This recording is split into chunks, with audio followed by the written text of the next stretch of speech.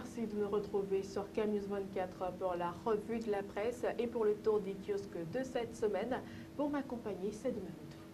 Bonjour Nadine, bonjour téléspectateurs de CamNews 24 et bienvenue à cette autre sortie de la revue de la presse sur la chaîne de l'info en continu. Cela dit, on ouvre tout de suite cette valse avec la déchéance et refuge de François Bozizé, un colis embarrassant pour Paul Biya. Le président centrafricain déchu en transit au Cameroun, un policier camerounais pris en otage par les rebelles. Pense pilatisme de la communauté internationale. C'est donc à retrouver ce matin aux pages 3, 4 et 5 de Journal Aurore Plus. Et puis également le cas des Chinois qui défraient la chronique à Yaoundé. On retrouve xénophobie qui commandite la chasse aux opérateurs économiques chinois. C'est une interrogation à lire à la page 5 du Journal Aurore Plus de ce matin. La crise centrafricaine est également à la une du journal Mutation de ce matin qui titre « Le cas Bozizé embarrasse le pouvoir de Yaoundé ». Le président déchu de Centrafrique a pris ses quartiers hier soir à l'hôtel Hilton de Yaoundé. Le secrétaire général de la présidence indique que l'ex-chef d'État est en transit à titre humanitaire. Toujours avec Mutation, on parle de consommation, cette fois avec les commerces chinois fermés à Yaoundé et Douala. Les ressortissants de l'Empire du Milieu entendent ainsi protester contre l'insécurité et les tracasseries dont ils sont victimes. Parlons à présent de médias, toujours avec le quotidien de Xavier Messeux qui dit que les distributeurs de journaux sont en grève à Douala. Le mouvement qui se poursuit ce mardi a été émaillé de malentendus hier, mais on note toutefois que contrairement à hier, les journaux sont disponibles ce mardi. Parlons également de la visite en Turquie du président Paul Biya, son Bahanak dans les bagages de Paul Biya. C'est un petit titre de Mutation ce matin. L'ancien capitaine Guédion fait partie de la suite officielle en qualité de chef d'entreprise.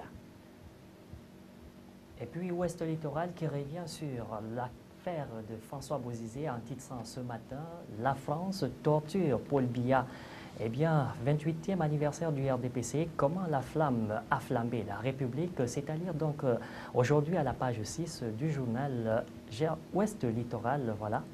Et puis Camerco, la compagnie quitte donc le Trocadéro, titre ce matin le journal Ouest Littoral. C'est donc à retrouver dans vos kiosques ce matin à la page 4 de ce journal intitulé Ouest Littoral. Avec le quotidien Le Messager de ce mardi, on parle de violence de droits de l'homme à la une. Paul Biya et Laurent Esso inculpés en France, c'est la grande interrogation. Maître Lydienne Eyoum, avocate détenue à Kodengui, déterminée à avoir la tête de ses bourreaux. C'est à retrouver à la page 4 du journal Le Messager qui parle également du coup d'État en Centrafrique. François Bozizé se réfugie au Cameroun, c'est un titre de ce journal. Après ses chutes, le président centrafricain séjourne au pays de Paul Biya.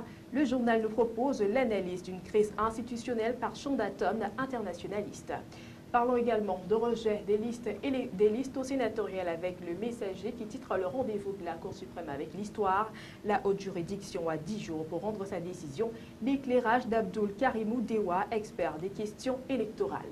Toujours avec le Messager, on parle d'insécurité cette fois après des menaces de mort, le kidnapping. Faufier Jimeli Richard, réalisateur du film 139, les derniers prédateurs et portés disparus. C'est à retrouver donc à la page 11 du journal Le Messager. Eh bien, on fait une rétrospection avec les sénatoriales du 14 avril prochain, avec le journal de Jean Bosco Tala, Germinal bien entendu. Sénatorial 2013, la gondouanisation des scrutins au Cameroun entre 0 et demi-tour. C'est donc à retrouver dans le dossier spécial consacré à Mathias Ounangini ce matin, donc dans le journal Le Germinal. Nous avons également en ce journal le MRC avec Maurice Kamto reproduit les pratiques d'une opposition famélique, c'est donc à lire à la page 10 du Germinal de ce jour. À l'étranger, le journal Aujourd'hui en France nous propose une enquête ce mardi en parlant de ces retraités obligés de travailler au noir. Le phénomène est en pleine expansion. Pour s'en sortir, de plus en plus de retraités touchés par la baisse de leur pouvoir d'achat travaillent sans être déclarés. Des témoignages sont donc à retrouver dans Aujourd'hui en France. La tribune consacre son ouverture, n'est-ce pas, au sauvetage de Chypre et qui demande donc le sauvetage de Chypre fait peur au marché. Chypre a évité la banqueroute, mais la chute de la monnaie européenne traduit l'inquiétude des investisseurs devant un cas qui crée une série de précédents totalement inédits. Ce sont autant de signes de défaillance adressés au peuple européen concerné par la crise de la dette. Toujours avec le même journal La Tribune, emploi, chômage et si les chiffres 2013 étaient pires que le record de 97, cette interrogation. Et au goût du jour, ce mardi, le nombre des demandeurs d'emploi inscrits à Pôle emploi en février pourrait dépasser donc le chiffre de 3,195 millions de personnes. Avec le journal Le Figaro de ce matin, on parle de mariage homosexuel. Les opposants préparent déjà la suite. Le collectif de la Manif pour tous envisage une troisième manifestation nationale et demande à être reçu avant jeudi soir par François Hollande. D'un président à un autre qui est un ex-président, cette fois on parle de Sarkozy qui dénonce une mise en examen injuste et infondée. C'est donc sur Facebook que l'ancien président a choisi de s'exprimer hier pour dénoncer la procédure entamée par le juge Gentil dans l'affaire Bettencourt. Parlons de toute autre chose maintenant, des coupes historiques qui menacent les armées. Donc, le président rendra à partir du 26 mars ses arbitrages sur le budget de la défense. Deux scénarios noirs sont à l'étude. Le plus sévère ferait disparaître 50 000 postes et 30 000 emplois industriels dès 2015.